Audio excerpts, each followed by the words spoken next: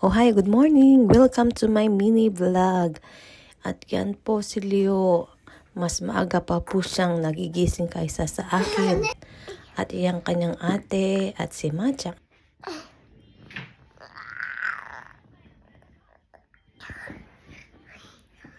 Ang aga ng aming kulitan.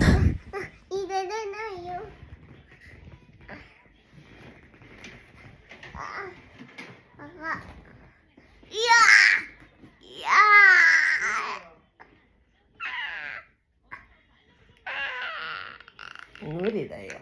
Nguri. Bubuhatin niya daw ako. Di kaya. Bigat ko kaya. Yan, ang aga-aga, pinapagalitan. Ayaw kasi sumunod. Ayaw kasing makinig. Hi, Machang, ikinasay. Every morning, hinahatid kami ng tatay niya papuntang preschool. Malapit lang naman, kaya lang gusto talaga ng tatay niya ihatid niya kami. Mga 5 minutes lang po siguro. Ayaw pakita sa camera. Ano ko magagawa? Naglag ka yan, palaktakan sa preschool niya. Oops. Ano man? At nasa parking na kami ng preschool. Yan. Ako na yung maghahatid, si Hapon. Diyan lang siya mag-aantay sa sasakyan. Malamig na dito. 5 degrees na yung nila temperature. Kaya masyado nang malamig. At pag malamig, maraming nangyayari sa akin. Yan yung preschool nila. Maglalakad lang kami ng konti. Itong preschool na to ay public. Meron ding private. Pero tayo ay mahirap. Sa public po tayo. At yan yung nangyayari pag malamig na. Talagang nakukuryente ako lagi.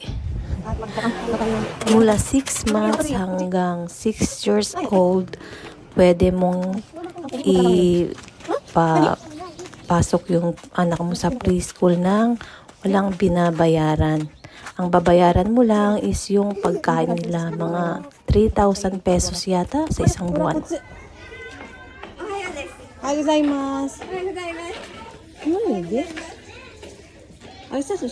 At yung rules nila rito sa preschool ay yung ginagamit nilang shoes sa labas ay hindi nila pwedeng ipasok sa loob. Kaya mayroon silang uwabaki na tinatawag, yan yung sinusuot ni Machang. Yan yung ginagamit nila sa loob.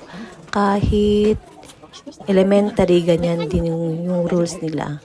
Kaya para hindi marumihan yung sa loob ng kanilang school. At pagkatapos kong ihatid si Machang, uuwi muna kami ng asawa ko sa bahay. Kasi may oras pa kami, 1 hour pa kaming dalawa. At magpapahinga. Siyempre, alam nyo na, may gagawin sigurong milagro. Di joke lang. Thanks for watching. Bye!